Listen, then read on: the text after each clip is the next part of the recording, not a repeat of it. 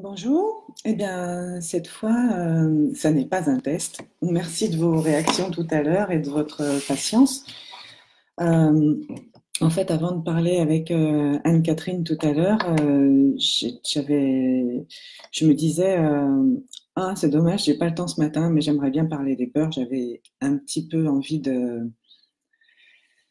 voilà, d'interagir avec vous en direct. Et puis j'avais ce rendez-vous, et puis ensuite un autre rendez-vous qui a été reporté. Alors du coup, je saute sur mon ordinateur et je profite de l'énergie de tous ces essais avec Anne-Catherine pour faire un live. Voilà, on a pas mal parlé des peurs là ces derniers jours et voilà, qu'est-ce qu'on ferait si on n'avait pas peur? C'est une super question que j'ai vue dans la masterclass à Marseille la semaine dernière. Ça demande d'être un petit peu précisé parce que en réalité, c'est pas seulement évidemment, il ne s'agit pas de faire le catalogue de toutes nos peurs parce que c'est précisément ce qui nous empêche d'avancer. Mais j'avais envie de regarder avec vous plusieurs choses. D'abord, qu'est-ce que c'est que la peur, hein? Il y avait une belle remarque d'Élodie qui disait oui, mais est-ce qu'on ne confond pas les peurs et les angoisses? Moi, j'avais lu quelque chose à ce sujet. Salut Agnès, salut Émilie, salut Orchidia, Anne-Catherine. Euh, J'avais lu un livre d'Isabelle Filiosa qui disait, en fait, qui expliquait, qui faisait un dictionnaire des émotions. Et en fait, les émotions, c'est ce qu'on a partout en tant qu'être humain, qui sont hyper reconnaissables. C'est typiquement les émoticônes. Donc, il y a la peur, la joie, la tristesse, le dégoût, et puis évidemment, j'en oublie, le mépris, la honte. Bref, elles sont assez identifiées. Et ce qu'explique Isabelle Filiosa, c'est que par-dessus ça, en fait, on fait des constructions. On fait des constructions avec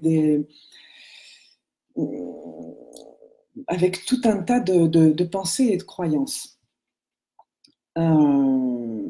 La peur, au départ, c'est typiquement ce qu'on ressent quand on est en danger de mort. C'est-à-dire, c'est un peu comme tous les animaux, c'est le moment où il y a eh ben, un animal plus gros qui veut venir nous manger. C'est parce qu'il y a un incendie, c'est parce qu'il y a, je ne sais pas, une inondation, une avalanche.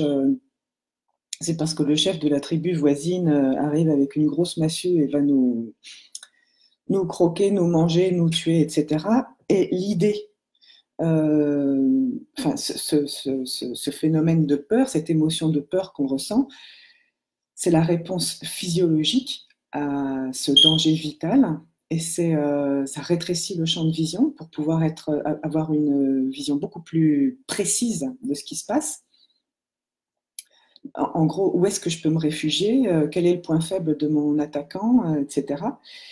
Et ça envoie beaucoup de sang. Enfin, quand on ressent de la peur, tout notre corps se met à disposition de la survie et donc envoie beaucoup de sang dans nos muscles pour courir plus vite ou taper plus fort, etc. Et donc ça, c'est le réflexe normal par rapport à la peur. Or, aujourd'hui, ce réflexe de survie, il est rarement sollicité par un danger réel physique. Enfin, je sais pas, c'est un 38 tonnes qui nous fonce dessus. C'est notre peur de survie, enfin, notre survie est rarement menacée réellement. Ça arrive, mais c'est assez rare.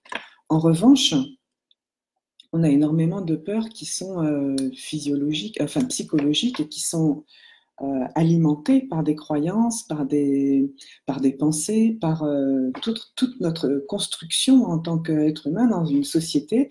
Et là, typiquement, on rencontre la peur de manquer, la peur de ne pas être aimé, la peur de se trouver en insécurité, la peur de réussir, etc., etc. Bonjour Perrine, bonjour Christelle, oh là là, c'est génial. Et donc toutes ces peurs qui sont plutôt des peurs physiologiques, euh, notre corps les reçoit exactement de la même façon qu'une peur qui nous met en survie. C'est-à-dire qu'à ce moment-là, on va avoir une peur de manquer, mais c'est aussi à l'extérieur qu'on va essayer de résoudre le problème. La peur demande de se mettre en action, de se mettre en mouvement, de courir, de taper, de fuir, de se cacher, etc. Donc on cherche une solution à l'extérieur. Et une peur psychologique, le réflexe de notre corps, c'est quand même d'avoir le champ de vision qui se rétrécit, d'avoir plein de sang qui afflue dans nos muscles et de chercher une solution à l'extérieur. Or, dans la société de consommation, notre désir de trouver une solution à l'extérieur et notre envie de poser une action est sollicité partout parce que tu fais 10 mètres dans la rue et on te propose d'acheter le bonheur, la sécurité et que sais-je encore, enfin tout un tas de choses qui vont tranquilliser cette peur psychologique. Donc, peur, réflexe de survie devant une mise en danger. On cherche une solution à l'extérieur, on essaie de poser une action à l'extérieur. La société de consommation nous propose tout ce qu'il faut pour ça, et donc on se retrouve à acheter un débardeur simplement parce qu'on a peur de s'exprimer. Quelle est la bonne solution a priori? C'est d'aller regarder, d'aller écouter cette peur à l'intérieur et d'écouter de quelle peur elle nous parle en fait, de quoi ça nous parle, de se laisser aller dans cette peur et d'écouter quelle est l'action, la décision prise à l'intérieur qui permettra de régler la situation, de ne plus être en peur. Et pourquoi ça serait mieux de faire ça? Parce que sinon, chaque fois qu'on va ressentir une petite peur psychologique, on risque d'aller chercher une solution à l'extérieur qui ne résoudra pas le problème psychologique, le problème qu'on peut trouver à l'intérieur. Donc on va avoir le petit shoot de dopamine parce qu'on a posé une action et que là ça calme la peur, que ça la tranquillise, que c'est exactement comme, je sais pas moi, comme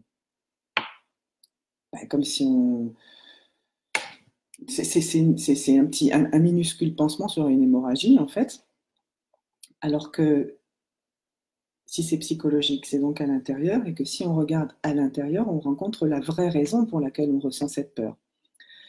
Donc on se laisse transporter par cette émotion, on se plonge dedans, et cette émotion, elle nous dit, alors typiquement, on va dire, voilà, c'est un exemple que je reprends souvent parce que moi ça m'est arrivé.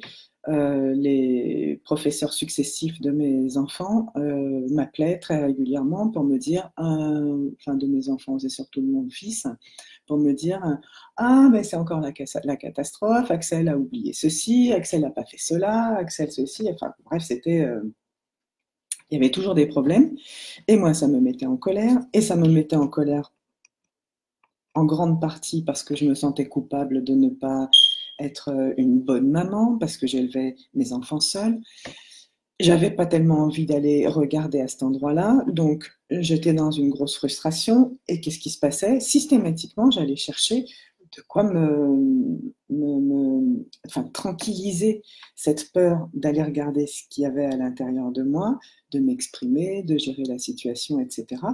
Et je cherchais une solution à l'extérieur. Alors la solution à l'extérieur, parfois, ça pouvait être de me mettre en colère, y compris contre mon fils d'ailleurs. Ça pouvait être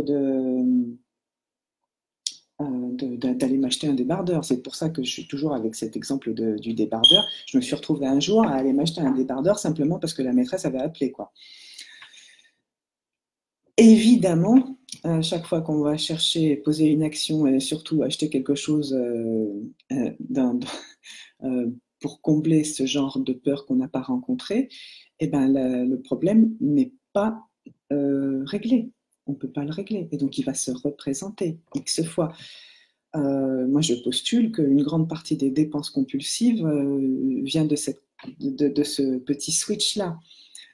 Et puis, énormément de colère qu'on n'exprime pas, etc., par peur justement d'exister, d'être soi, d'être authentique, etc.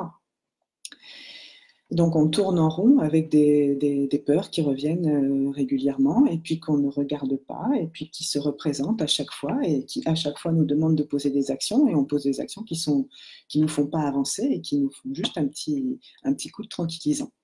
Donc voilà, c'était déjà ça ce que je voulais partager avec vous au sujet des peurs. Oui, Christelle, très régulièrement, enfin, il y a beaucoup de gens qui sont dépensiers uniquement par angoisse, par peur d'aller regarder qu'est-ce qui les angoisse. C'est une grande partie des monothérapies.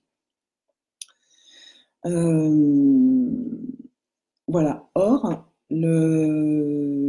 qu'est-ce qui se passe si on rencontre cette peur? Eh ben,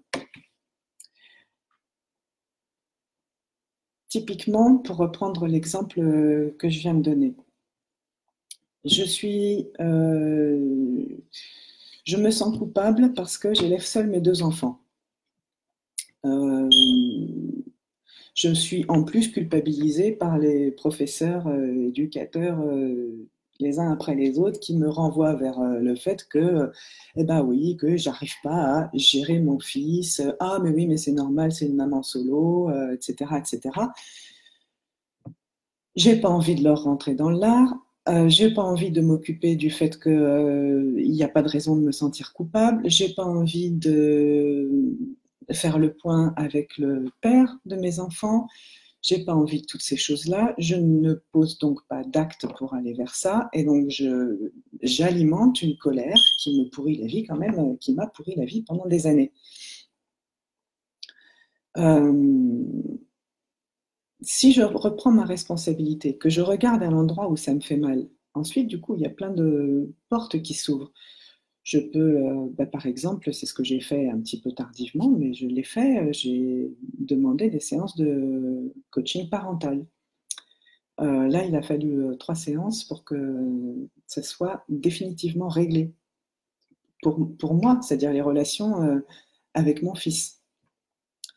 La fin du procès, enfin du procès, c'est-à-dire moi je demandais une pension alimentaire à mon ex. Le fait que ça ait été jugé a permis aussi de régler beaucoup de choses avec lui, mais du coup aussi avec moi-même. Il y a des tas de petites choses qu'on peut faire petit à petit pour arrêter de reporter sur l'extérieur et sur des subterfuge en fait qui ne règle pas le problème. Il y a des tas de façons de reprendre sa responsabilité, de reprendre sa légitimité et de petit à petit avancer pour régler le problème de départ. Donc voilà, qu'est-ce qu'on rencontre derrière quand on a réglé le problème? On rencontre davantage d'authenticité, davantage de soi, davantage de conscience, parce qu'évidemment, à chaque fois que que j'utilise un subterfuge, je m'éloigne de moi-même. Et qu'est-ce que j'apprends petit à petit, et donc là beaucoup plus fort depuis 2 ans, c'est que les peurs, finalement, une peur à laquelle j'accorde du crédit, une peur que je ne règle pas, que je laisse me conduire ou me driver dans mes comportements de la vie de tous les jours, finalement, elle m'éloigne de moi, elle m'éloigne de mon authenticité. Elle me coupe d'être présente. Elle me dispense de mes responsabilités. Et quand je reprends ma responsabilité, je reprends mon pouvoir. Quand je reprends ma responsabilité et mon pouvoir, j'acquiers davantage de liberté et je suis plus moi-même. Voilà, moi c'était ça ce que j'avais envie de vous dire. Quand on traverse une peur, finalement, on va vers, en tout cas moi, ce que j'ai observé dans ma vie, c'est qu'en traversant des peurs, je vais vers davantage d'expression, je vais vers davantage de liberté, je vais vers davantage de moi-même. Mes peurs, finalement, c'est ce qui me sépare de moi. C'est ce qui me sépare de plus de kiff. C'est ce qui me sépare de plus de, ouais, de moi-même, d'authenticité, de liberté, etc.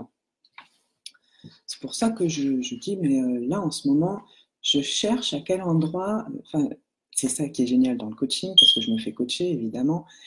Euh, je cherche quels sont mes angles morts. C'est quoi le truc que je ne vois pas qui fait que je pourrais augmenter encore un petit peu mon kiff? C'est quoi la peur que j'ai pas envie de rencontrer? Pour le moment, il n'y a pas un grand désir et puis une peur qui serait cachée derrière et qui m'empêcherait d'aller regarder. Mais à la limite, je suis presque régulièrement en train de me poser la question, tiens, c'est quoi le grand truc que j'ai envie de faire là, tout de suite, maintenant, mais qu'une peur m'empêcherait de faire. Parce qu'en fait, je suis un peu à la recherche des peurs qui m'empêcheraient d'agir vers moi-même et vers un petit peu plus de kiff. Alors, Christelle qui me pose la question, mais c'est inconscient, quand tu dis que tu es parti acheter un débardeur à cause de soucis avec ton fils, c'est inconscient? Ah oui, bien sûr, au moment où je vais acheter le débardeur, c'est complètement inconscient. Je me sens, je suis contrariée, voilà, je suis contrariée, je suis vaguement en colère, euh, je mets ça de côté, je termine ma journée de travail, je tombe nez à nez avec un débardeur qui est pile poil comme j'ai envie, ou en tout cas qui me semble pile poil comme j'ai envie, je ne résiste pas à l'acheter, je me retrouve avec mon débardeur, ça me fait un petit... qui me fait oublier ma peur, parce qu'en réalité la peur ce qu'elle te demande c'est de poser une action, et là j'ai posé une action, inconsciemment, on est d'accord, c'est-à-dire que c'était l'achat du débardeur n'avait plus aucun lien avec mon ce qui a provoqué cette impulsion, mais en tout cas, hop, j'achète quelque chose et hop, je me sens tout de suite un petit peu mieux. Le problème, c'est que quand on achète dans ces circonstances-là, 9 fois sur 10, on achète un truc dont on ne va pas se servir, qui n'est pas utile, en se donnant des bonnes raisons, etc., du style, ouais, mais c'était en solde, ouais, mais c'est vrai que je n'ai pas de débardeur, que mes débardeurs de l'année dernière, ça ne va plus. Enfin bref, on se fait plein de justifications. Mais en tout cas, ça met une petite couche de tranquillisant sur cette contrariété, on va dire. Mais la contrariété, je la retrouve la fois d'après, parce que de toute façon, je n'ai pas réglé le problème. Évidemment qu'au moment où j'achète le débardeur, il n'y a aucun lien avec le coup de téléphone de la maîtresse, hein. On est d'accord, enfin, c'est absolument pas relié. Mais en réalité, à l'intérieur du corps, je suis encore sur ce truc qui n'a pas été exprimé, sur cette peur qui m'a demandé de faire quelque chose, sur cette colère que j'ai pas réussi à dire, sur toutes les bonnes résolutions que j'aurais pu prendre, enfin que cette peur m'a donné l'occasion de prendre et que je n'ai pas écouté.